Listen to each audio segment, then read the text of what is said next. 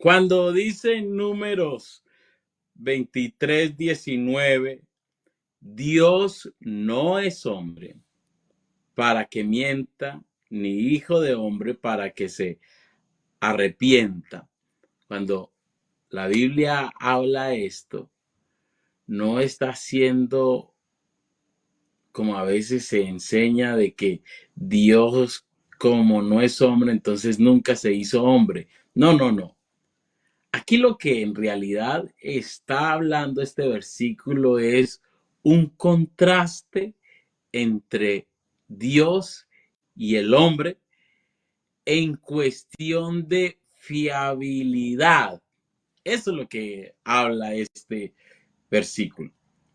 Porque lo que nos está enseñando aquí es que cuando el hombre nos promete algo, siempre vamos a estar sujetos que el hombre tiene un carácter y una personalidad inestable, cambiante, porque normalmente el hombre miente. Es su naturaleza mentir.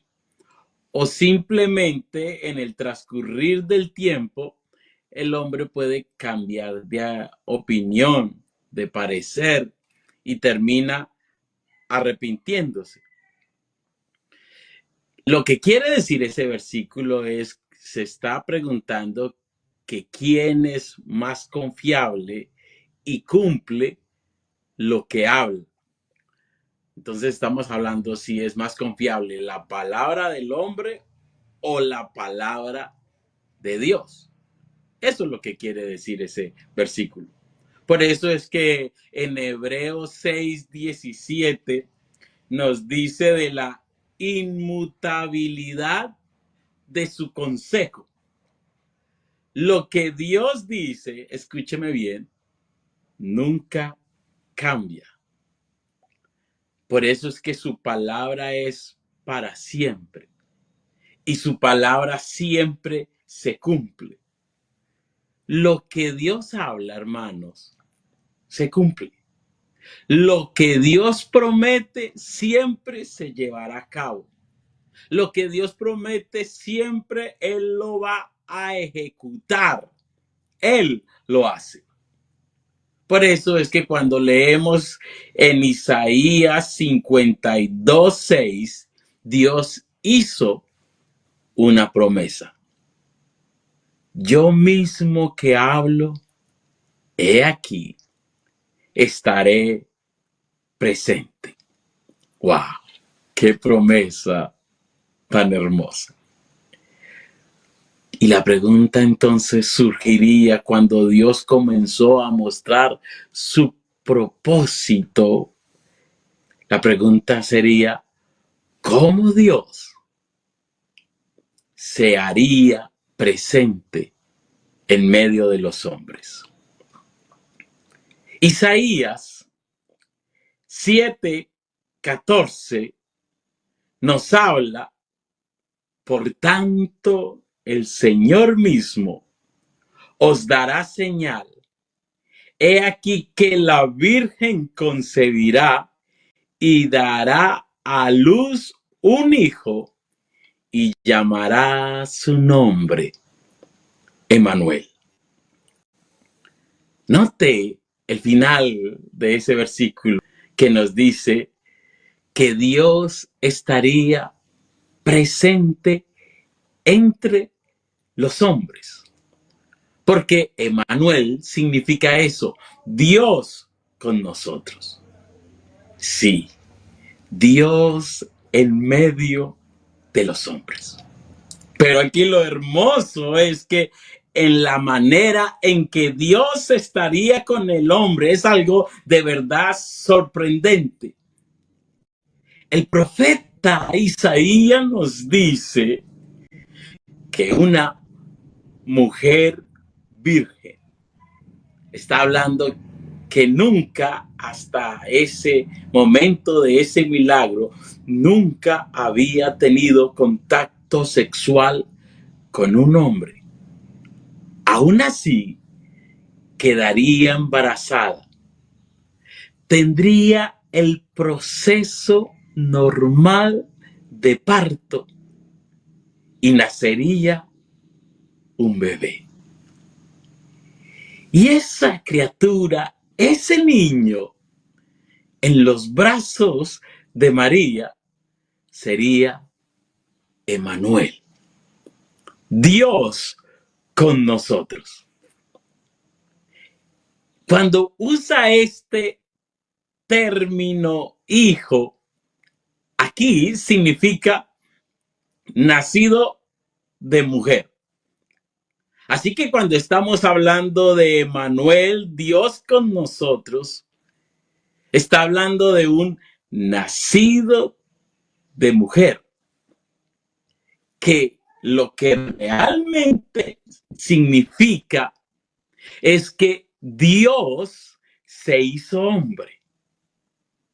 Por eso es que cuando comenzamos a leer Lucas 2, nos dice que un ángel se le apareció a los pastores y ellos tuvieron temor, pero el ángel les dijo: no temáis, porque he aquí os doy nuevas de gran gozo, que os ha nacido hoy en la ciudad de David, escúcheme, un Salvador, que es Cristo el Señor.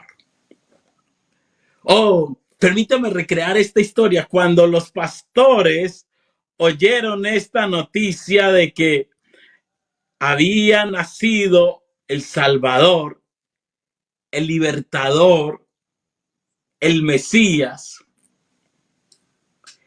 el ángel les dio una señal para que lo encontraran. ¿Sabe cuáles las señales que estaban acostumbrados los judíos para resaltar la magnificencia de su Salvador? Cuando él hacía sus grandes prodigios y señales en el Antiguo Testamento, en su mente estaba, y qué mejor tomar de el Salmos 18, versículos 6 al 9. Mire cómo ellos veían a Dios manifestarse en su poder. En mi angustia invocaba y clamé a mi Dios. Él oyó mi voz desde su templo y mi clamor llegó delante de él a sus oídos. Escuche, la tierra fue conmovida y tembló. Se conmovieron los cimientos de los montes y se estremecieron porque se indignó él. Humo subió de su nariz y de su boca fuego consumidor.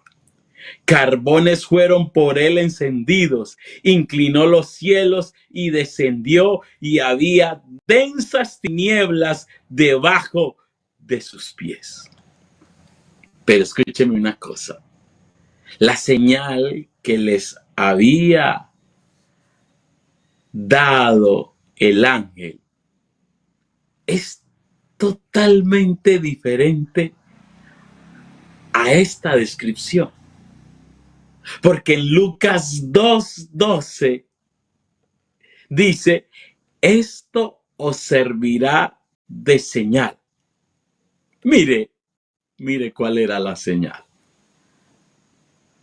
Hallaréis al niño envuelto en pañales, acostado en un pesebre.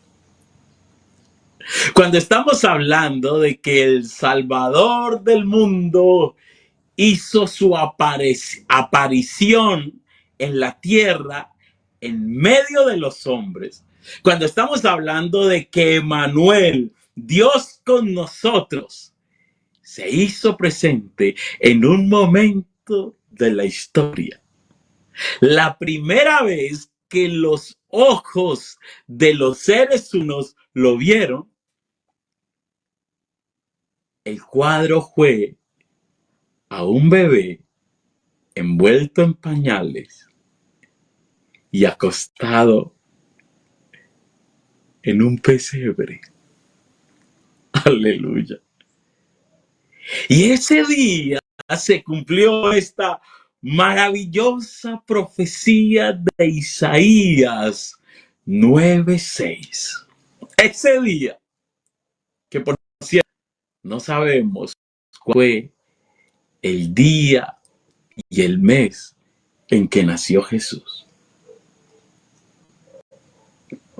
Isaías 9:6 dice, porque un niño nos es nacido, hijo nos es dado, y el principado sobre su hombro, y se llamará su nombre admirable, consejero, Dios fuerte, Padre eterno, príncipe de paz.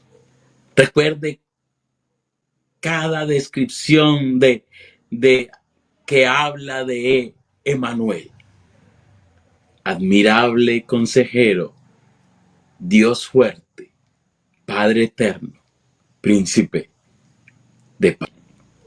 Pero aquí nos comienza a decir, porque un niño nos es nacido, hijo nos es dado. Cuando hablamos de que un hijo cuando nace, lo más lógico que es dado es a quién. Lo más lógico es dado a una madre, a un padre, a ese núcleo familiar, ¿cierto? Por supuesto que tristemente hay madres o padres que rechazan a sus hijos, entonces después, si no quiso la familia biológica recibirlo, entonces ese niño es dado en adopción a otra familia. Pero volviendo a este versículo, este niño nacido de mujer me dice que hijo nos es dado. ¿A quién se le dio este hijo?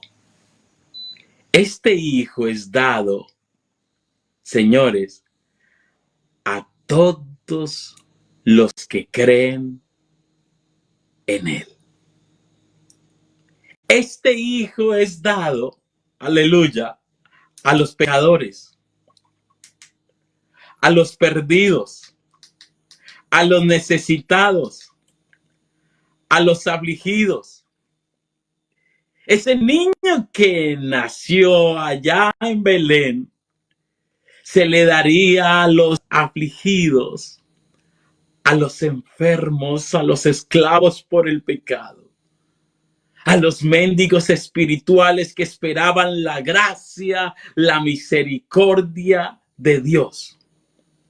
Este hijo se les fue dado a los que no tienen esperanza. Aquellos que están sin esperanza, se les es dado a los que tienen hambre y sed de justicia. Se les es dado a los que lloran por su pecado. Es para los mansos, para los humildes, para los quebrantados de corazón, para los cautivos, para los oprimidos. Para ellos sí es esto lo que escribió Isaías. Este hijo que ha nacido es dado a todos ellos que necesitan perdón de su salvación. Un anciano llamado Simeón, el Espíritu Santo le dijo que no moriría hasta que él viera con sus ojos al Mesías. Esa historia está en Lucas, el capítulo 2. Pero permítame hacer una lectura panorámica del versículo 29, 30. Y movido por el Espíritu, vino al templo. Y cuando los padres del niño Jesús lo trajeron al templo, él le tomó en sus brazos y bendijo a Dios diciendo: ahora Señor, despide a tu siervo en paz, conforme a tu palabra, porque han visto mis ojos tu salvación. Oh, aleluya. Este hijo, nacido de mujer, es Dios con nosotros. Este Jesús que estaba envuelto en pañales es el Salvador del mundo. Es el regalo supremo de Dios a la humanidad. Por eso es que Juan 3:16 dice, porque de tal manera amó Dios al mundo que ha dado a su Hijo unigénito para que todo aquel que en él cree no se pierda, mas tenga vida eterna. Y volviendo a Isaías 9:6, recuérdelo bien, porque un niño nos es nacido, hijo nos es dado. Cuando escribe Isaías esto, lo que nos está diciendo es que Dios realmente, verdaderamente, se hizo hombre. Hebreos 2:14 nos dice, así que por cuanto los hijos participaron de carne y sangre, él también participó de lo mismo. Yo quiero que entienda una cosa, Dios por naturaleza, su esencia misma, escúcheme, nunca fue de carne y sangre, nunca. Pero escúcheme, este Dios decidió adoptar para sí esa naturaleza que no tenía. Los hombres son de carne y sangre. Y ahora este Jesús, que es Dios, también participó de carne y sangre. Y lo hizo con un fin. Lo hizo con un propósito de suministrar redención para la humanidad. Cuando usted lee en Hebreos 2:17, oh, maravilloso este versículo. Por lo cual debía ser en todo semejante a sus hermanos. Subraye esa parte, por favor. Debía ser en todo semejante a sus hermanos, para venir a ser misericordioso y fiel sumo sacerdote en lo que a Dios se refiere, para expiar los pecados del pueblo. Sí, Jesús es Dios. Pero la pregunta es, ¿por qué se volvió hombre? ¿Por qué Dios asumió esa naturaleza? ¿Sabe una cosa? Él vino como sustitutivo de los hombres. Se lo voy a decir más claro. Él vino a morir por los hombres. Porque al volverse hombre, también quería sentir lo mismo que sentimos nosotros. Y como él sintió en carne propia, en su propio cuerpo, lo que nosotros sentimos. Por eso es que aquí dice, vino a ser el sumo sacerdote, misericordioso y comprensivo, y además de fiel. de este Jesús es que no solo vino a salvarnos, sino que vino a manifestar su profundo afecto por nosotros.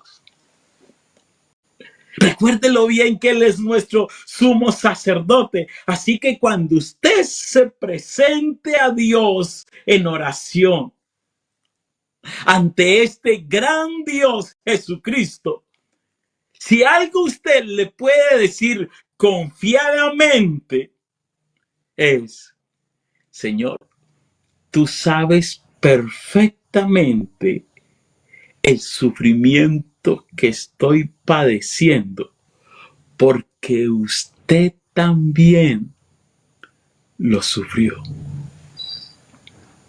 Usted lo puede, de verdad lo puede tutear.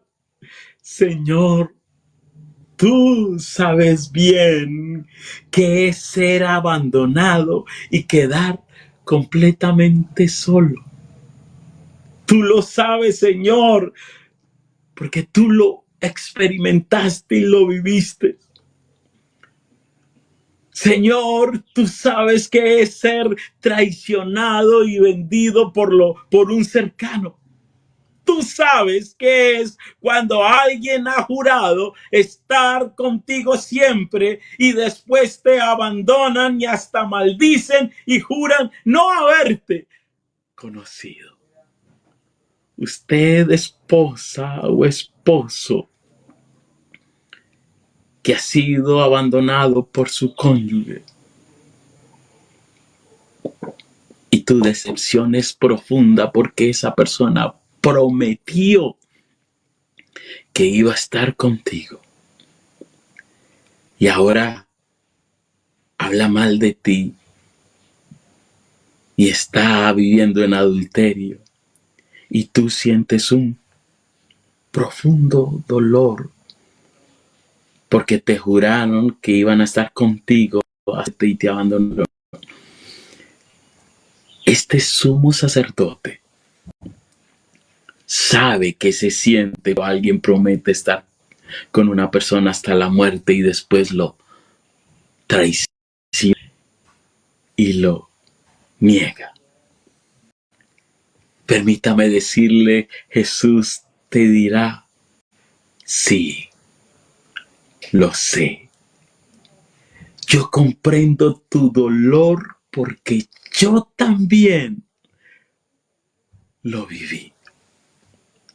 ¿Sabe? Entre los seres humanos muchos no te comprenden por lo que estás pasando y otros podrán ser comprensivos, sí, comprensivos, pero nunca podrán entenderte completamente. Pero Jesús sí,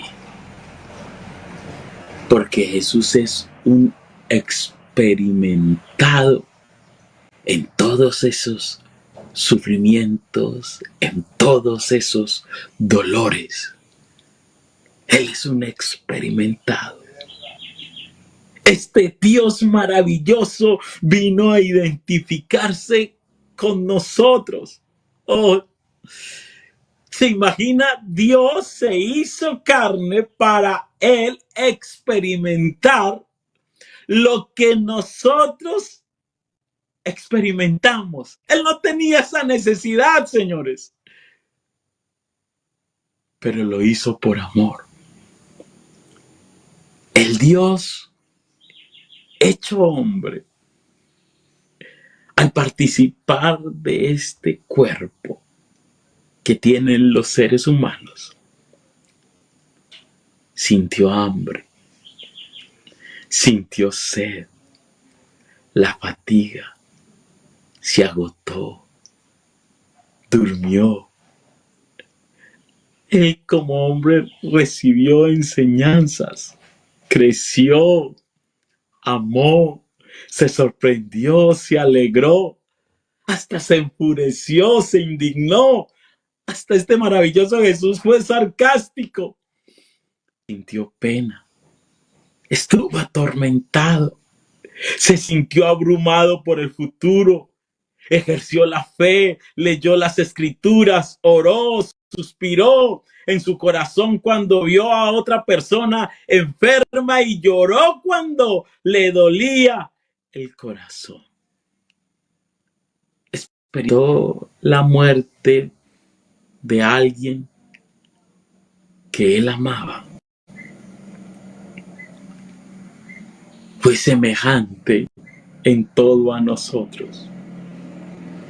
Por eso Él sabe cómo nos duele, dónde somos débiles y dónde somos tentados. Él lo sabe perfectamente. Él es nuestro Dios, al que podemos ir no solo para salvación, sino para compasión. Jesús te salva, pero también lo puedes buscar cuando necesitas compasión. Oh, aleluya. Volviendo a Isaías 9:6. Ese hijo no solamente es hombre. Mire que en Isaías 9:6 primero nos comienza a hablar de su naturaleza humana. Y después nos comienza a hablar de su naturaleza divina. Y empieza diciendo de que este Emmanuel se haría hombre. Pero no solamente es hombre, es Dios mismo. Porque cuando dice y el principado sobre su hombro, ¿sabe qué significa eso? Que Él gobernará todas las naciones del mundo.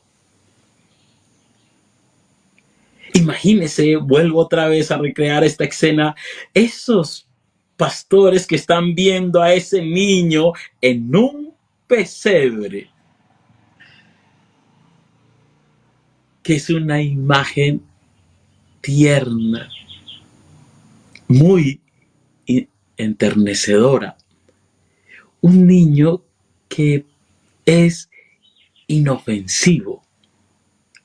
Pero resulta que en los tiempos finales habla en Apocalipsis 2:27 que Él las naciones las regirá con vara de hierro y serán quebradas como vaso de alfarero. Y en Apocalipsis 19:15 dice, de su boca sale una espada aguda para herir con ella las naciones y las regirá con vara de hierro. Y él pisa el lagar del vino del furor de la ira del Dios Todopoderoso. ¡Oh, Padre Celestial! Yo quiero que entienda esta parte muy importante.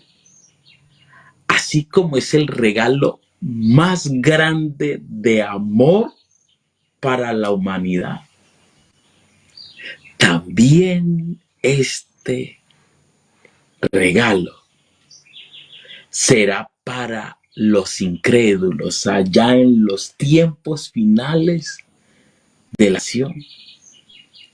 Ese que puede ser el mejor regalo para tu vida, también irá a ser, escúcheme, la manifestación de la ira de Dios Todopoderoso.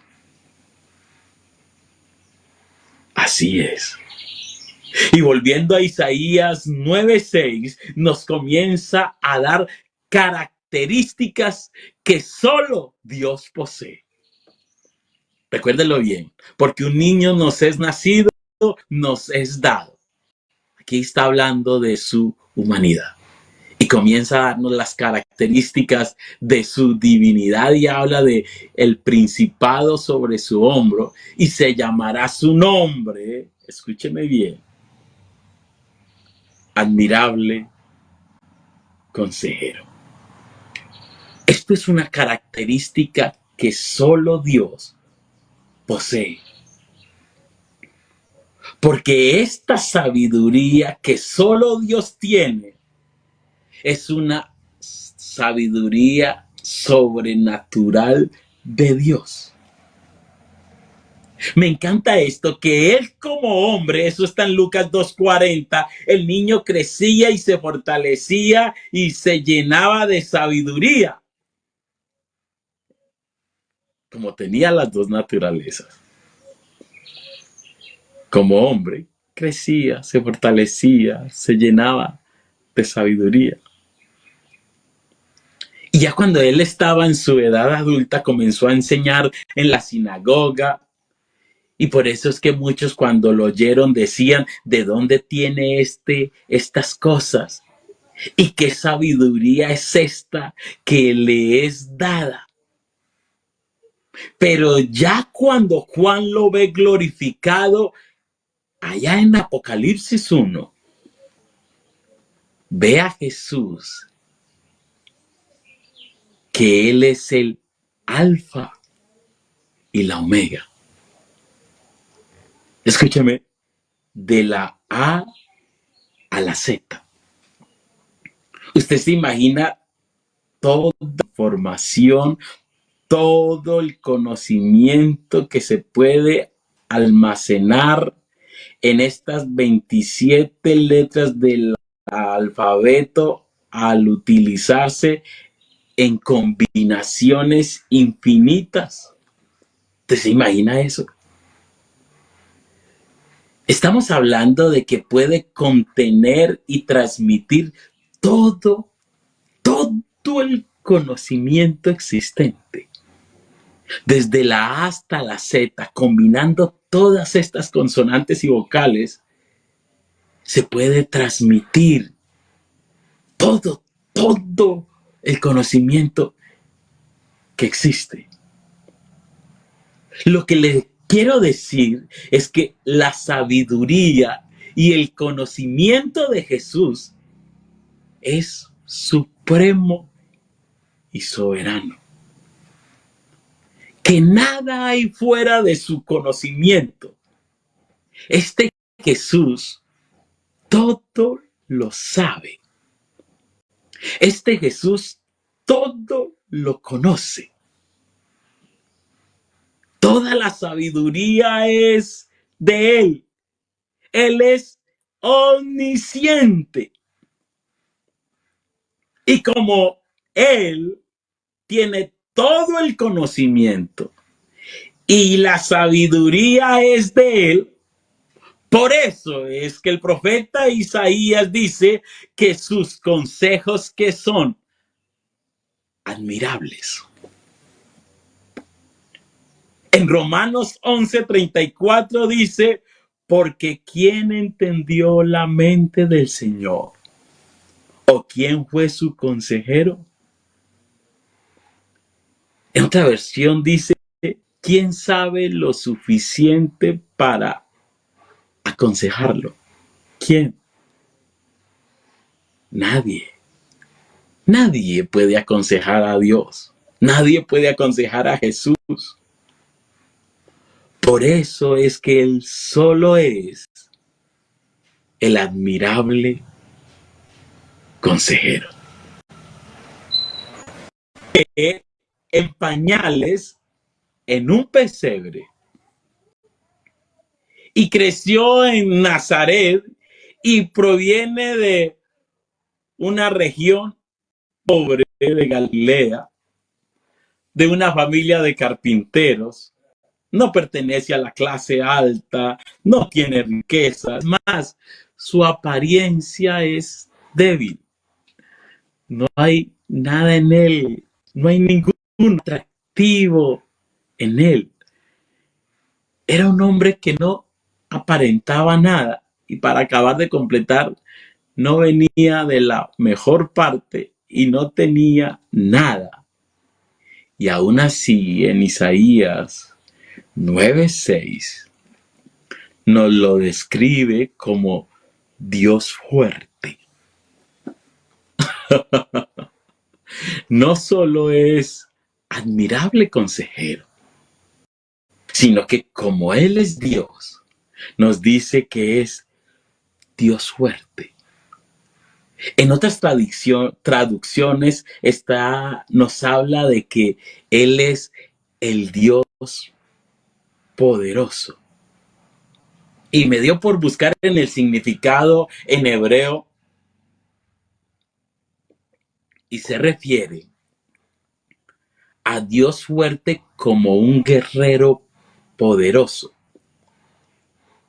Dios fuerte como un guerrero campeón. Dios fuerte como un guerrero gigante. Oh, los judíos nunca pudieron entender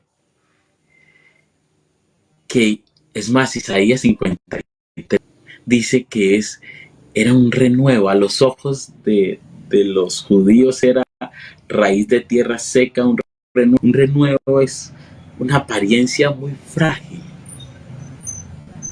muy débil. Y resulta que este Jesús es el Dios fuerte como un guerrero gigante. Ellos nunca pudieron entender que Jesús es Dios fuerte. Porque si algo querían ver los judíos, era el Dios fuerte que describe el Antiguo Testamento. Ellos querían ver el Dios fuerte que no hay quien detenga su mano. Ellos no querían ver un Dios hecho hombre clavado en una cruz. Ellos querían ver el Dios fuerte que hace morir. No este Jesús que estaba muriendo. Oh, ellos querían ver el Dios poderoso que hiere. No el que estaba allí herido. El Dios poderoso que dice, y no hay quien pueda librar de mi mano. Ellos no querían ver el que estaba en una cruz que no se podía liberar de esos clavos. Ellos no querían ver ese.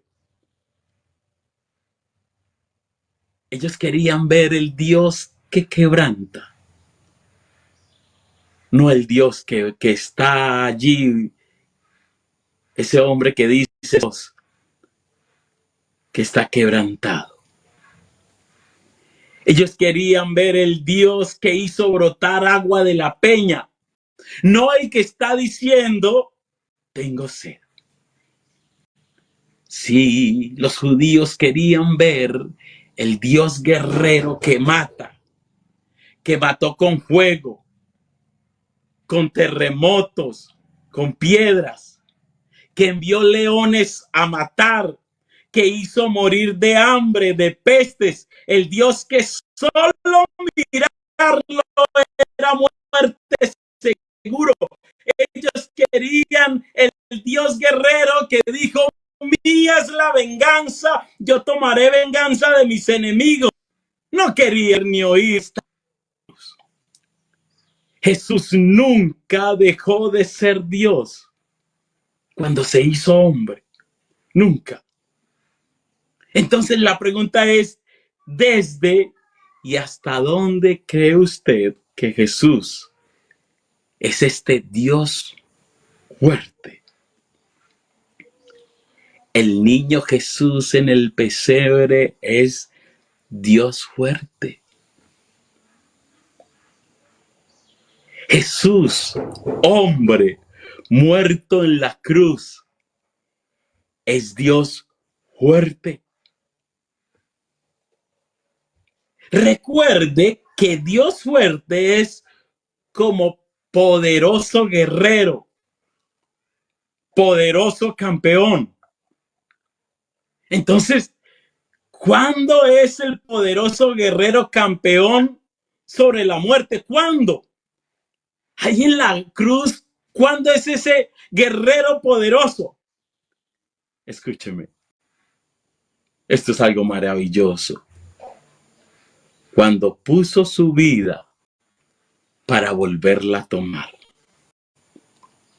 Juan 10:18 dice, nadie me la quita, sino que yo de mí mismo, dice Jesús, la pongo. Tengo poder para ponerla y tengo poder para volverla a tomar. Señores, aquí está el poderoso guerrero dando su vida. Ese poderoso guerrero, cuando dio su vida, no es el fin, porque Él resucitó.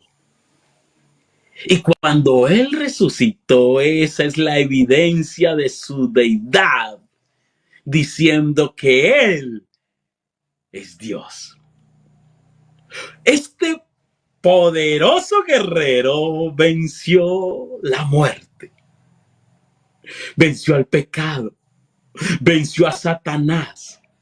Este poderoso guerrero despojó a los principados y a las potestades y las exhibió públicamente, triunfando sobre ellos en la cruz.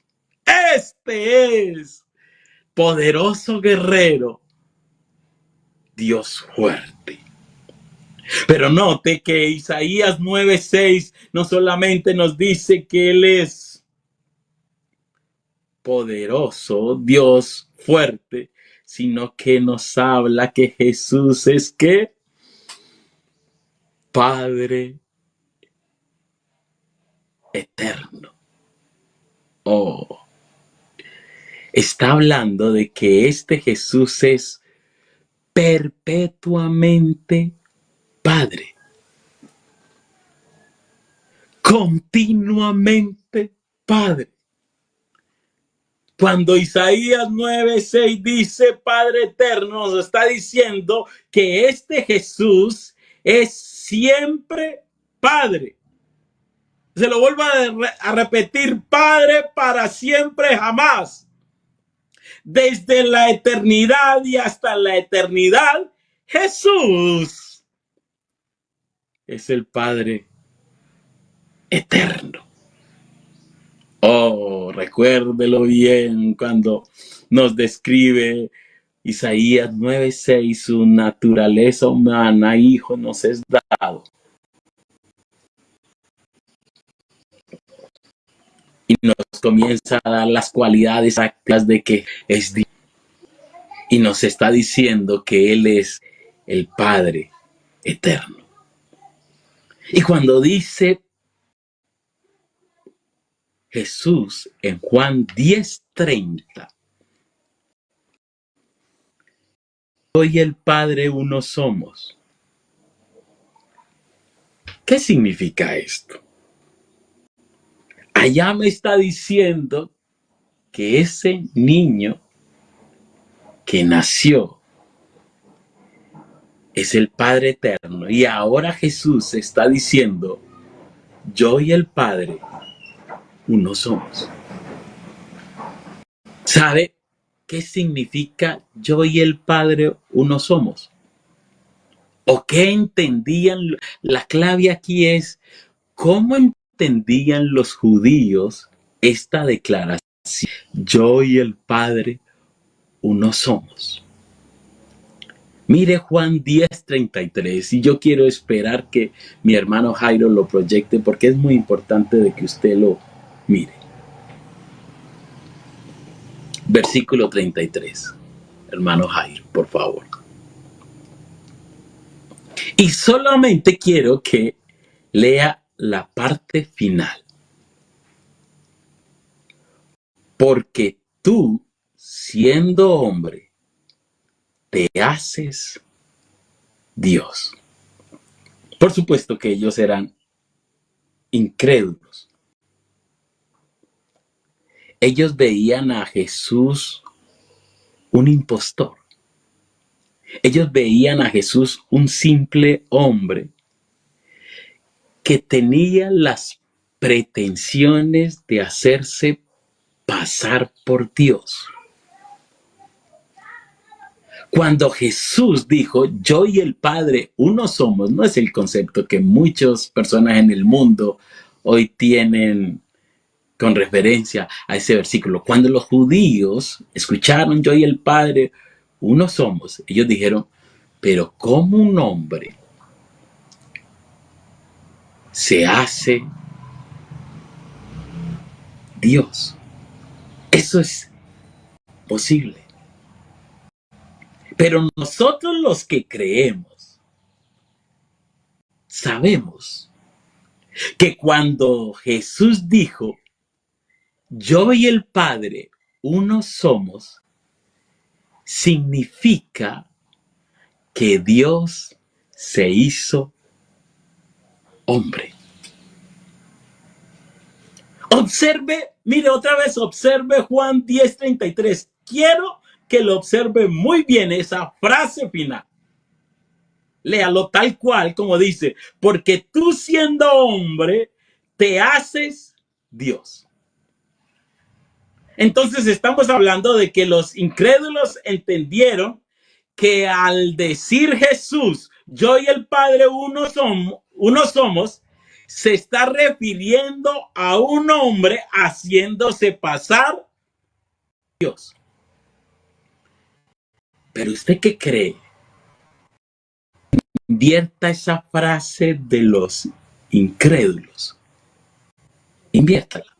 Los incrédulos dicen, porque tú siendo hombre, te haces Dios. Inviértala. Inviértala. Oh, aleluya. Inviértala. Porque tú siendo Dios, te haces hombre. Dale un aplauso al Señor. Normalmente esto se acostumbra a hacer en la congregación, pero de verdad esto es hermoso. Yo y el Padre uno somos. Cuando Jesús dice yo y el Padre uno somos, significa que Él, siendo Dios, se hizo hombre. Aleluya, aleluya, aleluya, aleluya. Aleluya. Volviendo a Isaías 9:6, quiero hablar de esa parte final del versículo donde lo identifica como príncipe de paz. Por supuesto, está hablando ya de su gobierno en el tiempo final, en el futuro. Este Emmanuel, cuando él gobierne este mundo, solo él podrá traer la paz perpetua. Y eso va a ocurrir en el final de los tiempos. Dios con nosotros, solo Él podrá traer la paz entre todos los seres vivientes. Y con su pueblo y su iglesia, todos los salvos disfrutarán de la paz de Dios para siempre. Por eso es que el versículo 7 dice, lo dilatado de su imperio y la paz no tendrán, oh aleluya, límite. Y ya para terminar, todo esto le he dicho, esta enseñanza para que crea que Jesucristo es Dios y que Él es el cumplimiento perfecto de Isaías 9:6. ¿Sabe una cosa? Juan 1 dice que a los suyos vino y los suyos no le recibieron. A lo suyo vino y los suyos no le recibieron. ¿Sabe por qué? Es que los judíos no creyeron que Jesucristo es Emmanuel. No creyeron. Solo al final de los tiempos, una parte de ellos tendrán que reconocer Y eso está escrito, lo que va a pasar ese día, eso es Zacarías 12:10. Y dice, y derramaré sobre la casa de David y sobre los moradores de Jerusalén espíritu de gracia y de oración. Y mirarán a mí, a quien traspasaron, y llorarán como se llora por un hijo unigénito, afligiéndose por él como quien se aflige por el primogénito. Señores, esto será en el futuro, donde lo van a reconocer que es Dios, este maravilloso Jesús.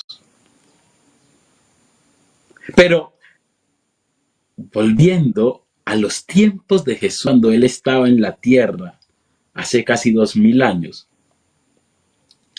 así como le va a mostrar sus manos traspasadas a los israelitas, también tuvo que mostrárselas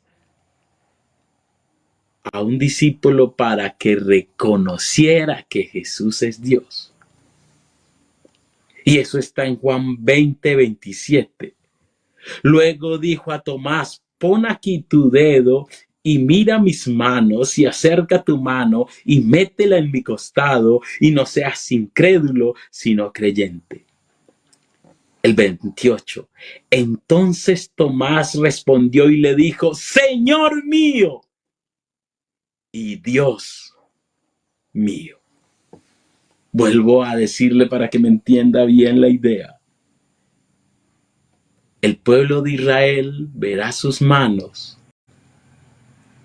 y creerá allá en ese futuro que Jesús es Dios. Tomás, en el pasado, tuvo que tocar sus manos y su costado para poder creer que Jesús es Dios. Pero usted, amigo, usted no puede regresarse al pasado para tocar sus manos y su costado. Es más, esa oportunidad que habrá en el futuro para que muchos reconozcan que Jesús sea Dios y sean salvos por Él, esa oportunidad solo será para Israel, no para usted. Así que tiene hoy, dos opciones. O ser un incrédulo o creer. Usted no lo puede ver hoy, no lo puede ver, pero sí creer. En usted está. Normalmente nosotros tenemos una frase que usamos mucho, no lo vemos, pero vimos. Es una frase muy conocida en nuestro medio, pero quiere que le diga una cosa. No somos bienaventurados porque sentimos. La Biblia nunca dice que porque lo sentimos somos bienaventurados. Créalo que es una bendición, es un gran gozo, todo lo que usted quiera. Pero nunca me dice que somos unos bienaventurados porque lo sentimos. Sentimos. La bendición de Jesús en Juan 20:29 es para todos aquellos que no vieron y creyeron. Recuérdelo bien. La promesa está aquí. Jesús le dijo, porque me has visto, Tomás, creíste. Bienaventurados los que no vieron.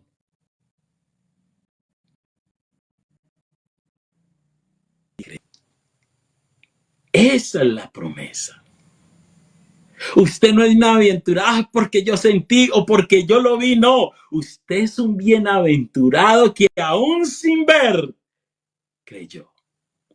¿Y en qué creyó? Pues en lo que dice el versículo anterior, que Jesucristo es Señor y Dios.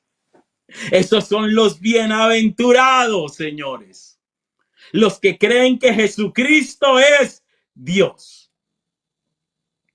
Y mire que Tomás no dijo solamente, le dijo a Jesús, Dios mío o Señor mío. No, le dijo las dos cosas, Señor mío y Dios mío.